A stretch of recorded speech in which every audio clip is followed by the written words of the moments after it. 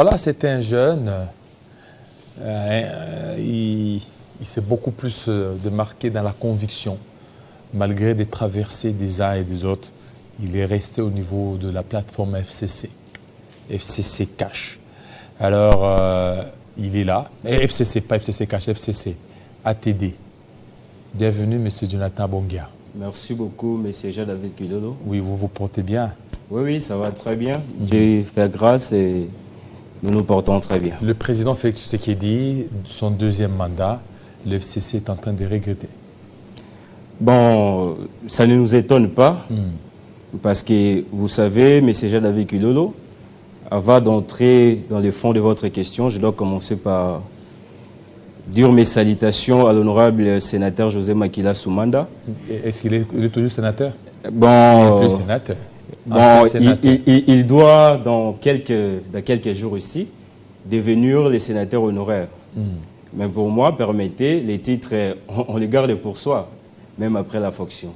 Je continuerai à l'appeler sénateur parce qu'il mérite ça de par sa grandeur d'esprit, de par ce qu'il a fait pour la République démocratique du Congo. Donc ces titres-là n'est même pas à son niveau. Je devrais lui dire nos salutations et lui souhaiter également une santé de fer parce qu'il doit revenir vite dans son pays. Nous avons encore besoin de lui. La République démocratique du Congo a encore besoin du sénateur José Makila Soumanda et surtout de son intelligence pour redresser les choses qui sont aujourd'hui bafouées par les régimes. Comment se porte sa santé, ça va? Il se porte très bien. Il ne peut pas revenir sans l'avis de ce médecin. C'est la seule chose qui lui retient encore en Europe. Donc, une fois qu'il a l'avis favorable de ce médecin, il va nous revenir ici. Et nous serons très heureux de l'accueillir dans la terre de ses ancêtres.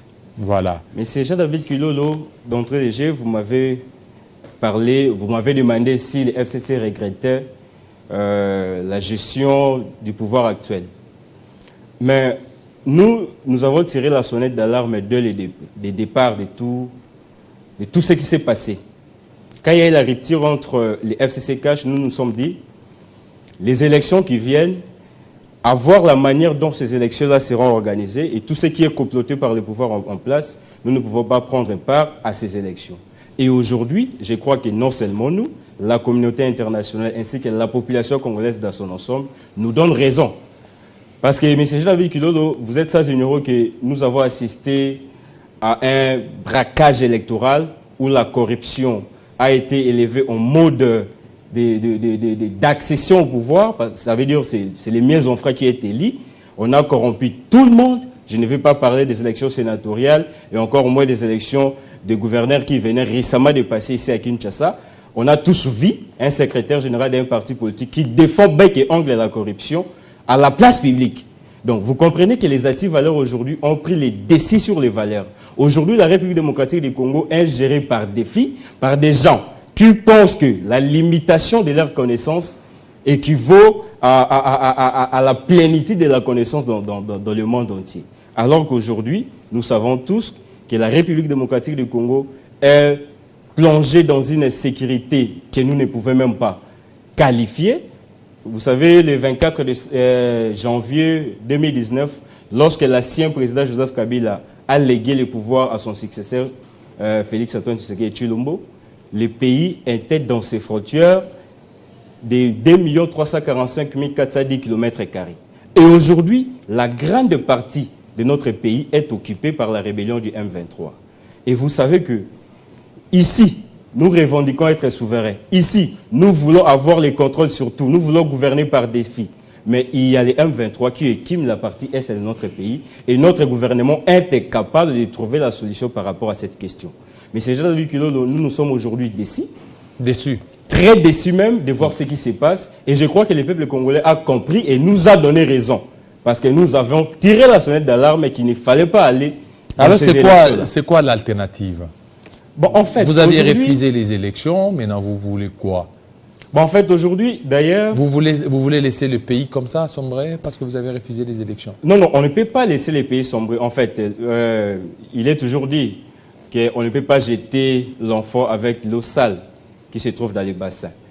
Nous savons aujourd'hui que la seule alternative possible qui nous reste à la République démocratique du Congo, c'est revenir aux fondamentaux, c'est-à-dire les francs communs pour le Congo et tous les partenaires qui sont restés fidèles à la raison.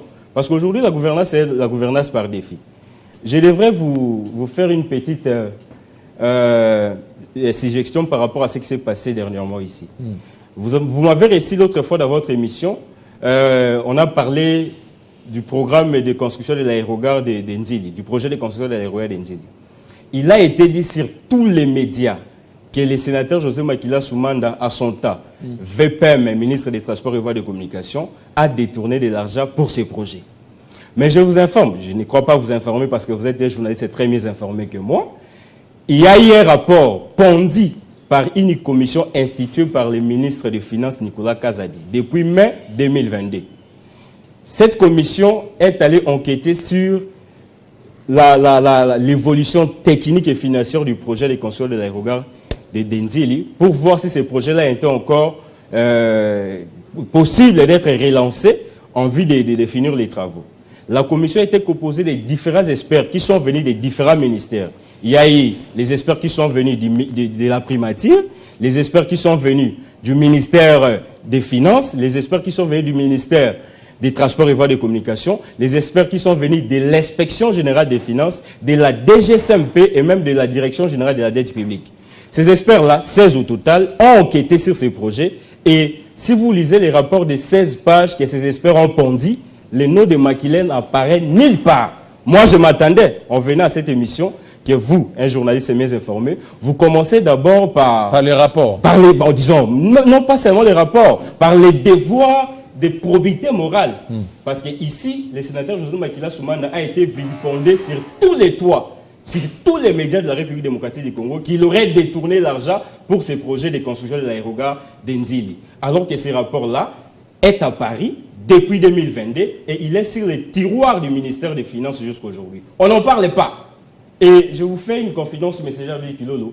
Le projet initié en son temps par le sénateur José Makila Soumanda pour la construction et la modernisation de l'aéroport de Nzili s'évaluait à la hauteur de 364,9 millions de dollars. Et comment on devrait trouver de l'argent pour financer ce projet? Les 85% devraient venir d'une banque chinoise qu'on appelle Exim Bank à travers la coopération bilatérale entre la RDC et la Chine. Et les 15% seulement de cette somme-là, c'est-à-dire des 364,9%, devraient être financés par le gouvernement congolais. Et sur les 15%, le gouvernement congolais n'avait sorti que 20 millions de dollars comme avance pour permettre les démarrages des travaux.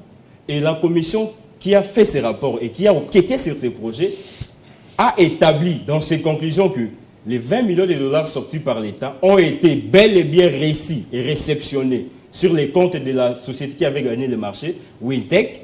Et cette société-là a commencé effectivement les travaux et a même suppléé, parce que les 20 millions n'ont pas suffi, aux petits travaux qu'ils ont commencé de démarrage. Ils ont suppléé puis à l'auteur de 10 millions de dollars. Donc, José Makila Soumanda, selon les rapports pondus par les experts de cette commission instituée par Nicolas Kazadi, n'apparaît nulle part. C'est-à-dire qu'il est totalement blanchi de ce qui s'est passé concernant l'aérogare d'Nzili. Mais aujourd'hui, ils ont mis de côté les rapports pondus par les experts. Voilà comment notre pays néglige l'intelligence congolaise. Ils ont préféré aller prendre les Turcs aujourd'hui, leur confier le même marché. Mais imaginez, avec une somme, allais-je dire, de 1,2 milliard de dollars américains. Le projet initié par José Makila pour la modernisation de l'aérogare coûtait 364,9 millions. Mais aujourd'hui, le régime actuel a mis de côté ces projets-là pour des raisons de rétrocommission et ils ont mis en place un projet qui coûte à la République démocratique du Congo 1 milliard, 2 millions de dollars américains, 200 millions de dollars américains. Et ça ne s'arrête pas là, mais c'est déjà 2 kilos, ça va vous choquer. Avec une concession de 29 ans. Ça veut dire que les Turcs vont venir construire cet aéroport et ils vont débourser 1,2 milliard de dollars et par la suite, ils vont exploiter l'aéroport d'Nzili pendant 29 ans. Alors que les projets laissés par José Makila Soumanda n'avaient ou n'allaient être s'élever qu'à la hauteur de 364 millions de dollars américains. Donc, vous comprenez avec moi que ce qui a été à la base de tout ce qui a été dit dans les médias, c'était seulement le fait que le régime actuel ne trouvait pas son compte dans les projets qui ont été laissés par José Makila Soumanda. Et donc, pour ce faire, ils ont préféré aller prendre un projet qui coûte cher à la République et surtout... Ils ont quadruplé ça. C'est ça. Et surtout, de laisser l'aéroport d'Indili pour une concession de Veneva aux Turcs. Ça veut dire l'aéroport sera là, on va l'utiliser, mais tout ce qui sera comme la recette que nous allons récolter par l'utilisation de l'aéroport qui sera modernisé ne partira pas dans le trésor public congolais, ça va partir auprès des Turcs. Et c'est là pour Veneva. Ça veut dire que nous allons peut-être mourir et nos enfants vont trouver un aéroport d'Indili qui est géré par des Turcs. Ça veut dire que dans notre pays, ce qui compte, c'est l'intérêt du ventre des politiques congolais. Ce qui compte, c'est les rétrocommissions. Aujourd'hui, nous sommes presque dans un challenge des détournements. Si vous regardez, on regarde qui a mieux détourné. Je ne sais pas si on veut leur attribuer les trophées voilà. de quelqu'un ou d'un ministre ou d'un DG qui a beaucoup plus détourné à la République. Nous sommes retombés trop bas. Nous pouvons encore sauver les meubles, c'est-à-dire la République démocratique du Congo peut encore compter sur les francs communs pour le Congo pour redorer les blasons ternis par ce régime. Il est temps que nous fassions tout pour mettre hors état de nuire ce régime qui tente d'ailleurs de changer la constitution pour se maintenir au pouvoir. Je vous l'ai dit, je vous regarde dans les yeux, ça ne passera jamais. Ça ne passera jamais. Ça ne passera jamais, mais c'est déjà dans Kilolo, parce que vous savez, j'ai appris, le chef de l'État l'a dit lors de sa visite à Paris, qu'il mettrait en place une commission pour doter notre pays d'une constitution digne de ce nom. Peut-être vous ne remarquez pas les ramifications du changement de la Constitution. Ça veut dire l'ordre constitutionnel établi doit tomber. Lui-même, le président de la République, qui a prêté serment sur cette Constitution, son pouvoir deviendra caduc. Son mandat de CECA va prendre fin à la promulgation ou au même jour qu'il va mettre en place cette nouvelle Constitution. Et ça, nous ne laissons pas cela passer justement pour ses intérêts de sauvegarder son pouvoir et de s'éterniser son pouvoir. Merci beaucoup, M. Jonathan Bongia, un jeune du FCC. Le FCC a encore du jus. Voilà, ils sont encore là. Ce n'est pas tout le monde qui a traversé. Il y a des jeunes encore qui sont restés fidèles à l'idéologie, à la vision de Joseph Kabila Kabange. Restez branchés sur Télé 50, fidèles téléspectateurs. La grande édition, c'est tout de suite avec Arlette Boutella. Il sera 19h à Kinshasa, 20h dans l'est de la RDC. Portez-vous très bien, à très bientôt.